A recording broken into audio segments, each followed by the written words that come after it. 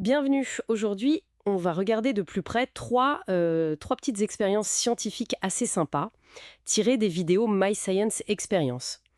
L'idée, c'est de décortiquer un peu la science qu'il y a derrière, rien de compliqué, hein, juste comprendre le comment du pourquoi, simplement. On commence tout de suite avec un petit bateau qui a l'air d'avancer tout seul. C'est assez intriguant, non? On le voit bien sur la vidéo, ce petit bateau, hop, il prend de la vitesse. Alors comment on explique ça? Ce mouvement spontané. Alors, le truc important ici, c'est la chaleur. On chauffe une petite partie là où il y a de l'eau dans le bateau. Et cette chaleur, elle transforme l'eau en vapeur. Ah, la vapeur d'eau. D'accord. Et ça fait quoi ensuite? Mais cette vapeur, elle prend plus de place, elle se dilate, quoi. Et en faisant ça, elle pousse l'eau qui est encore liquide ou même une partie de la vapeur elle-même vers l'arrière. La source dit bien «push the water vapor back». D'accord. Donc c'est le fameux principe d'action-réaction en fait. Un peu comme une fusée, mais version bateau à vapeur miniature. C'est tout à fait ça, c'est une super illustration de la troisième loi de Newton.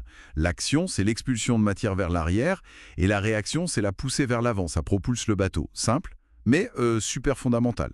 Très clair. De la chaleur qui crée du mouvement. Bon, maintenant on passe au froid. Et on va utiliser un ingrédient de cuisine pour créer une connexion assez solide. On parle de soulever un glaçon avec juste un fil et du sel. Comment c'est possible ça? Le sel, ça abaisse la température où l'eau gèle. On appelle ça la dépression du point de congélation.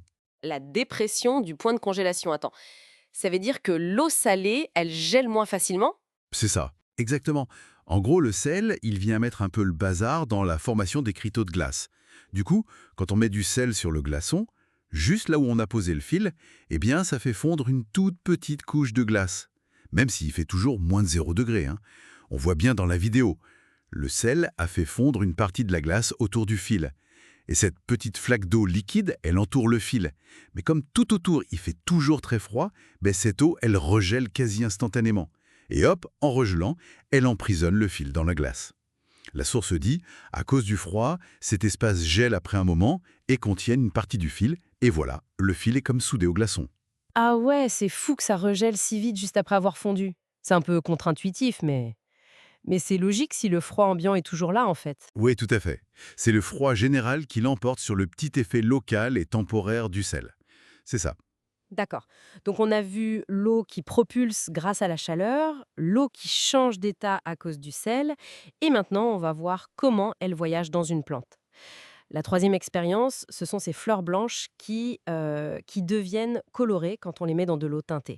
Oui, alors là, on touche à un phénomène essentiel pour les plantes, hein. Comment elles absorbent et transportent l'eau. C'est la capillarité qui est en jeu ici. La capillarité, euh, qu'est-ce que c'est exactement ce truc? C'est la capacité qu'a l'eau de monter dans des tubes vraiment très fins, comme si elle défiait la gravité.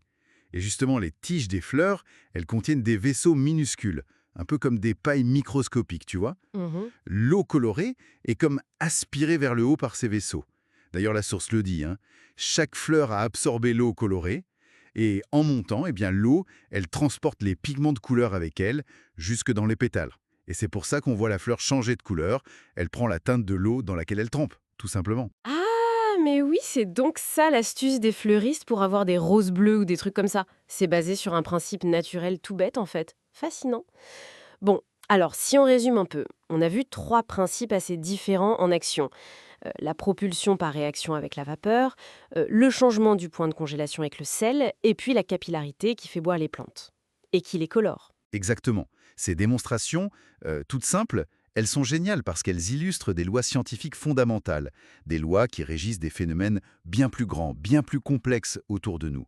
Et comprendre le pourquoi derrière ces expériences, c'est souvent ça le plus intéressant finalement. Et ça laisse un peu songeur, non? Si ces mécanismes, la propulsion, le changement d'état, le transport capillaire, on les voit si bien à petite échelle, où est-ce qu'on pourrait retrouver des principes similaires, mais à une échelle beaucoup, beaucoup plus grande? Que ce soit dans la nature ou même dans nos technologies. Voilà, c'est une question intéressante pour continuer à y réfléchir un peu.